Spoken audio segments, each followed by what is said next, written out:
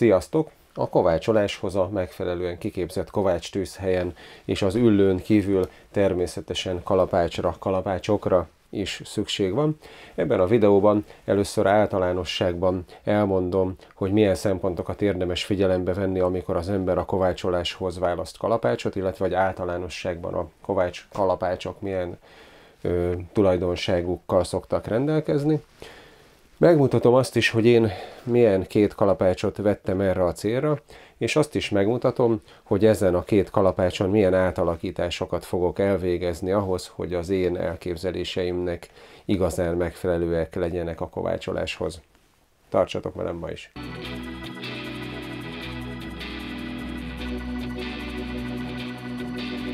Az őszi-téli munkaruhám és a bakancsom is az mvstore.hu-tól jött. Köszönöm nekik a támogatást!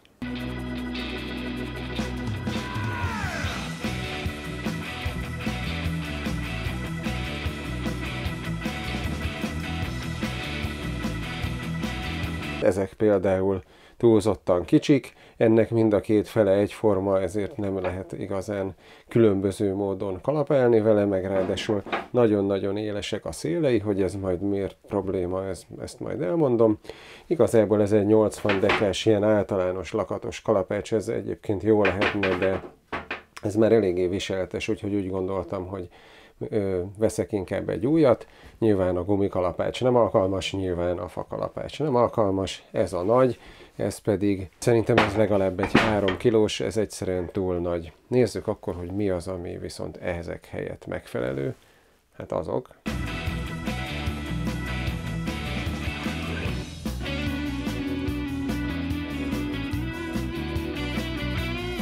Na és hogy miért ezeket választottam? Először az általános szempontok.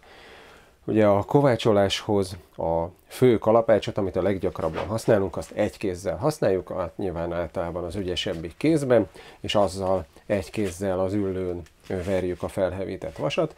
Ehhez van egy megfelelő kalapács méret tól-ig, tehát mit tudom én, egy olyan fél kiló alatti kalapáccsal egyszerűen nem lehet olyan nagyot ütni, hogy azzal érdemben lehessen alakítani a vasat, és egy 1,5-2 kilónál nagyobb kalapácsot viszont az igazán jó erőben lévő emberek sem fognak tudni hosszú távon egy kézzel használni, ezért jellemzően az ilyen fél kiló és 2 kiló közötti súlyú kalapácsokat szokás kovácsolásra használni, de ezen belül is leginkább az átlagos erőnlétű emberek számára mondjuk az ilyen 80 deka és 1,5 kiló közötti méret kategória lehet a megfelelő.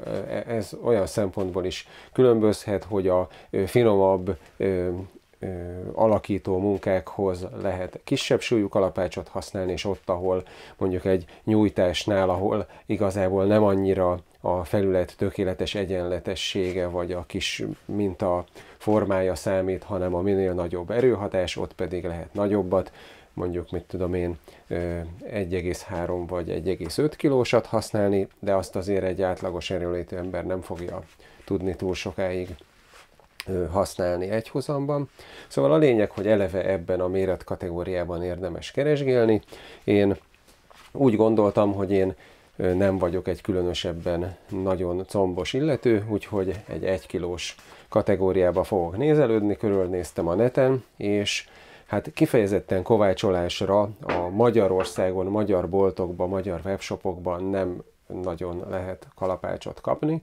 1-2 van, ez például olyan, majd ki fogok rá térni, de először úgy gondoltam, hogy az egyszerűség kedvéért az általános vagy más néven lakatos kalapácsok között fogok keresgélni. Az 1 kilósakat kezdtem el nézni. Körülbelül olyan 2500 forintnál indulnak az ilyen 1 kilós általános kalapácsok, az ilyen legalapabb feketére festett fanyelű vagy üvegszálas nyelű cucc. Én úgy gondoltam, hogy egy kicsivel többet hajlandó vagyok rászenni, hogyha találok valamivel nem sokkal többért jobb minőségének tűnőt, és így jutottam el ehhez a Jutsu vagy Yuko márkához. Ez egyébként egy lengyel, egy viszonylag nagymúltú lengyel szerszámgyártó cég. Itt van egyébként, rá is van írva, hogy 1958 óta gyártanak szerszámokat. Ez a képeken is egy picit így jobbnak tűnt, látod, nem az a fekete hanem egy ilyen ezüstszínű felületkezelése van. Azt írják róla, hogy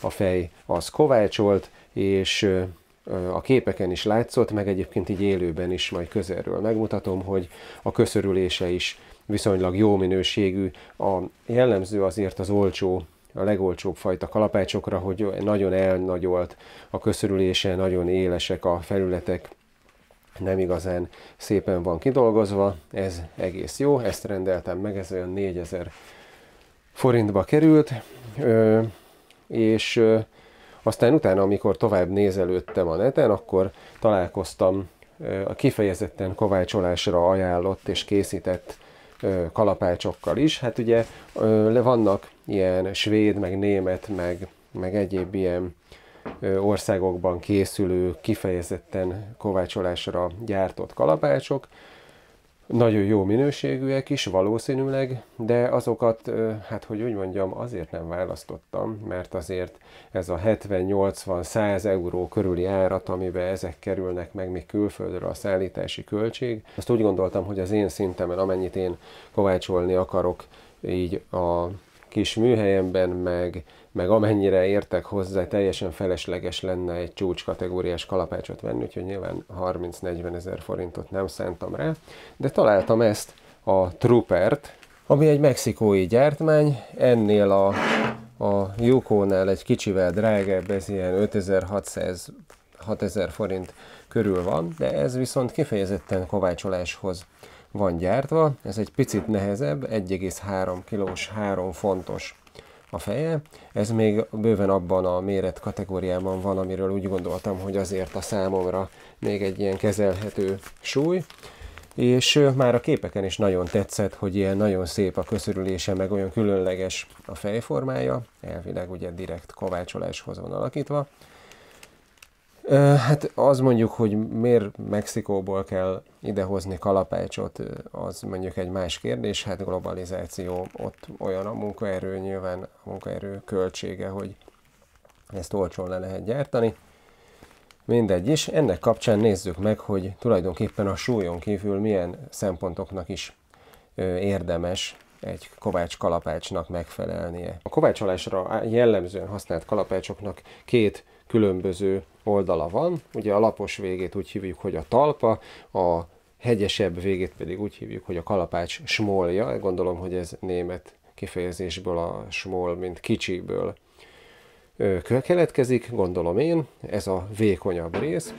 Viszont nézd meg, a kifejezetten kovácsolásra gyártott kalapácsnak a smolja, az kevésbé hosszú és kevésbé hegyes, inkább tompább, bár az én ízlésemnek még ez is túlzottan hegyes, ez meg aztán különösen a kovács kalapácsoknak, amit kifejezetten arra gyártanak mondjuk nagy német cégek, azoknak jellemzően ez rövidebb és tompább, tehát körülbelül mintha ez itt le lenne vágva, és utána egy ilyen félkörbe leköszörülve. Hát nyilvánvalóan ezt meg is fogom tenni ezen a kalapácson. Ez azért előnyös, hogyha nem ilyen hegyes, mert amikor az anyagot nyújtjuk a kovácsolás közben az üllőn, tehát azt akarjuk, hogy valamilyen irányba terüljön, akkor a kalapácsnak a smolját érdemes használni, méghozzá azért, mert ugye így egy kisebb felületen koncentrálódik az erőhatás, mint hogyha a talpával ütnénk a vasat, és ezért azon a kisebb felületen, egységnyi felületre nagyobb erőhatás jut.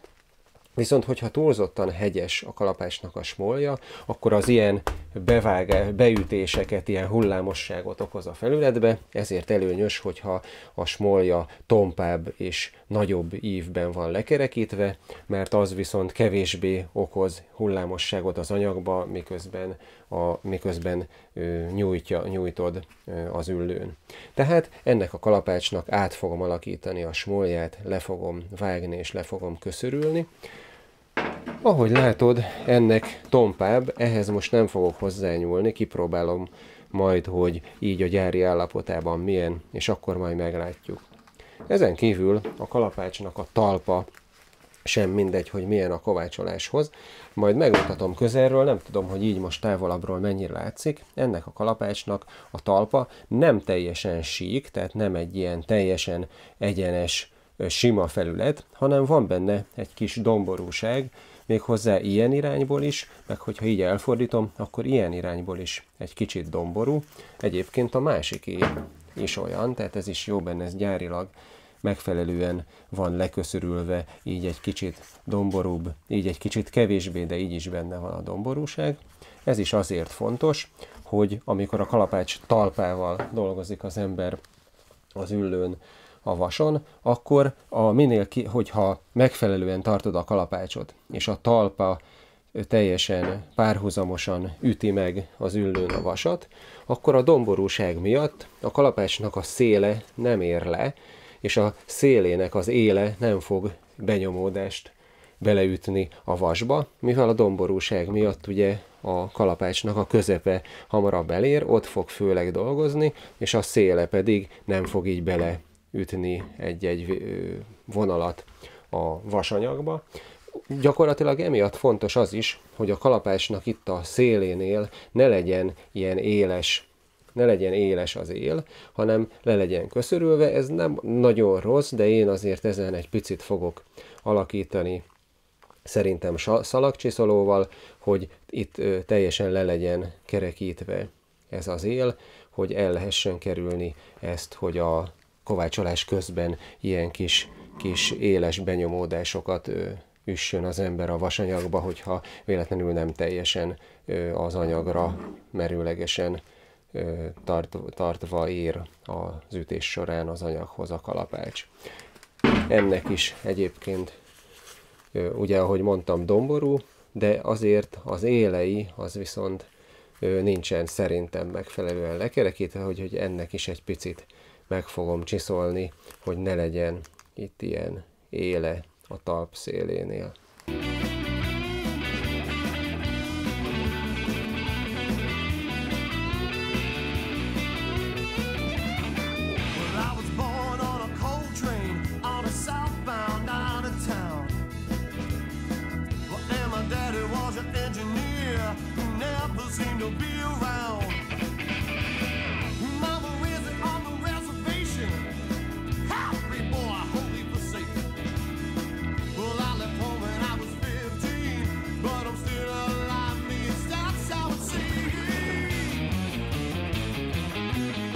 A fejen kívül a kalapácsnak a nyele sem mindegy, hogy milyen, az anyaga sem mindegy, hogy milyen fából van, és az sem mindegy, hogy milyen a kialakítása. Ennek a Yokónak, nem tudom, valamilyen kemény fából van, erre nincs ráírva. Viszonylag jó a kiképzése, de szerintem túlzottan vékony a nyélnek az anyaga, túlzottan el van laposítva. Látod, így ebből a nézetből jó, de így viszont túlzottan vékony. Kesztyűben nem olyan rossz a fogása, a kesztyű nélkül már egyszerűen túl vékonynak érzem, az én tenyeremhez túl vékony, hogyha egy vastagabb nyelet, azt egyszerűen kényelmesebb fogni, jobban kitölti az ember tenyerét, nem kell olyan erősen szorítani. Tehát ennek a nyele szerintem egy picit túlzottan vékony, meg majd a közeli képen mutatom, hogy valahogy el van csavarodva egy kicsit, a kalapács fejéhez képest a nyélnek a vége el van egy picit tekeredve, de igazából használat közben szerintem ez különösebb problémát nem okoz, meg nyilván ez csak konkrétan ennek a példáinak, amit nekem küldött a webshop, ennek a baja. És valami fajta ilyen matt szintenen lakkal kezelve is van, nyilván ez majd lekopik róla, de egyébként jól néz ki, meg jó minőségű csomómentes kemény fából van, tehát igazából szerintem elfogadható. Ennek a Troopernek a nyele viszont sokkal jobb, nekem ez nagyon tetszik. Hozzáteszem, hogy ez a kalapács, ez néhány hétig, miután megvettem, bent volt a lakásba, a feleségem már ki is volt rám akadva, hogy miért dédelgetek én egy kalapácsot, ugyanis nekem ez annyira tetszik, a fejnek a kialakítása is szerintem baromi jól néz ki, meg a nyélnek a formája, meg a kiképzése, meg az anyaga is, meg úgy egybe az egész szerintem baromi jól néz ki, szinte egy ilyen dísztárgynak is beillene, és én ezt naponta többször így kézbe vettem, és így latolgattam, meg suhogtattam a lakásba, és a Gabi már ki volt rám akadva, hogy vigyem már ki a fenébe a műhelybe, és ne játszadozzak itt vele. Na mindegy, szóval a lényeg, hogy ennek a nyele vastagabb, nincs egyáltalán elcsavarodva, meg semmi, tehát tökéletes a formája, Itt a középen egy kicsit vastagabb, és itt, ugye, ahol fogni kell, ott egy nagyon picit le van vékonyítva, de pont csak annyira, hogy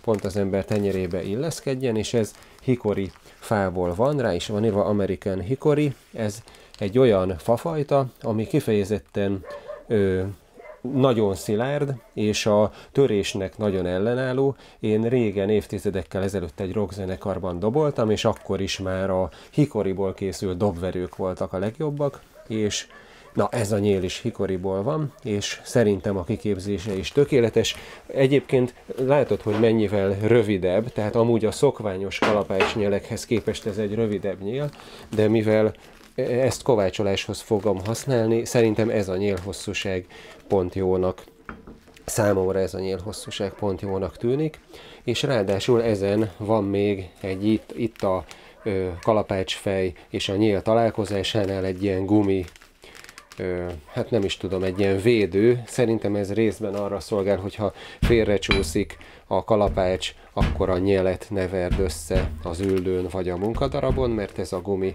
megvédi, meg hát nem tudom, lehet, hogy még más célja is van, én erre tudok gondolni, hogy egy ilyen védő funkciót lát el, és ráadásul ez a nyél, ez egy ilyen fém kör alakú ékkel van a fejbe, ugye, bele szorítva, ennek a lyukónak pedig egy ilyen műanyag ék van beleütve. El tudom képzelni, hogy ez is tartós lesz, de hát azért mégiscsak egy műanyag ék.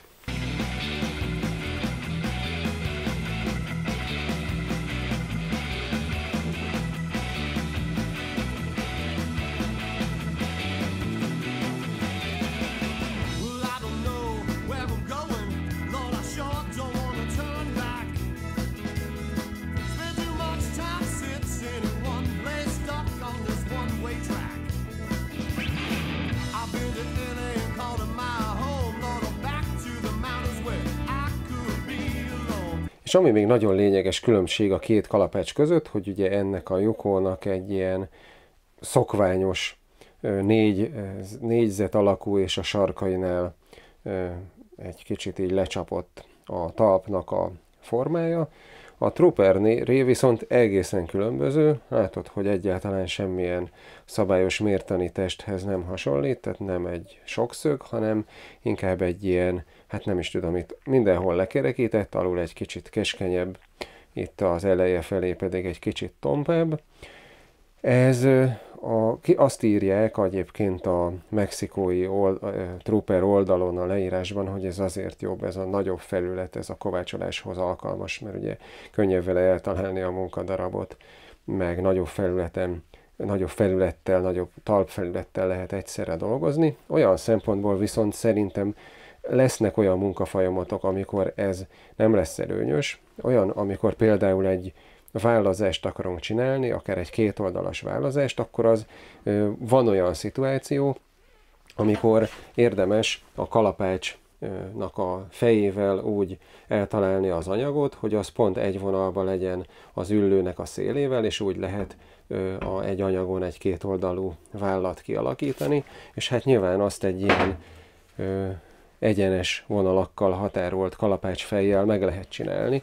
Ezzel viszont nyilvánvalóan nem, hiszen ennek ugye nincsen egy egyenes vonal az oldalán, amivel el tudnád úgy találni az anyagot. Tehát vannak olyan munkafolyamatok, amikor szerintem ez a lekerekített fejforma nem lesz előnyös, de egyébként valóban elképzelhető, hogy ez az ilyen tömzsibb, tompább, rövidebb, de nagyobb fejfelülettel, nagyobb talpfelülettel rendelkező kalapácsfej az esetek többségében elképzelhető, hogy előnyösebb lesz. Nyilván ezt a használat során fogjuk majd megtapasztalni. Na és akkor most jöjjön az a rész, amikor az általam szükségesnek vélt átalakításokat, finomításokat elvégzem a kalapácsokon. Ahogy mondtam, ennek itt a smoljából sarokcsiszolóval levágok egy darabot, és utána pedig köszörűvel, illetve szalagcsiszolóval lekerekítem szerintem megfelelő ívűre a smolját, és aztán pedig az éleket mindenhol egy nagyon picit lekerekítem majd szalagcsiszolóval, hogy sehol ne legyen ilyen éles törés az élekben, és ugyanezt ezzel a Trooperrel is megcsinálom, itt a talpának körbe az élét. Egy nagyon picit lefinomítom, hogy ne legyen benne egy ilyen éles törésvonal. Úgyhogy ez jön most, közben nem fogok dumálni, hiszen minek, látni fogjátok, hogy mi történik.